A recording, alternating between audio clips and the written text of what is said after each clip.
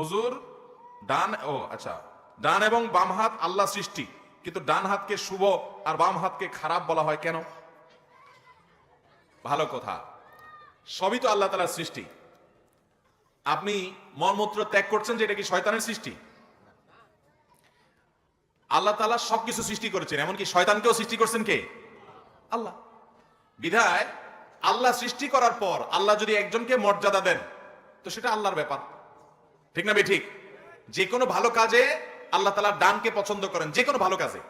আর যে কোনো মন্দ কাজ আপনি বাম হাতে করবেন। মন্দ কাজ বলতে তুলনামূলক অপেক্ষাকৃত যে কাজ আমরা অপছন্দ করি সেই কাজ আপনি অপরিষ্কার পরিষ্কার করবেন, অপবিত্র থেকে পবিত্র হবেন, পেশাব করে পানি নেবেন, তাহলে সেক্ষেত্রে বাম হাত ব্যবহার করবেন। আর খানা খাবেন, মসজিদে প্রবেশ করবেন, ডান পা দিয়ে ঢুকবেন এবং খানা খাবেন ডান হাতে, জামা পরবেন ডান হাত দিয়ে আগে পরবেন, খুলবেন তো বামটা আগে খুলবেন। যে কোনো ভালোর ক্ষেত্রে ডানকে আগে দিতে হবে, বামকে পরে দিতে হবে।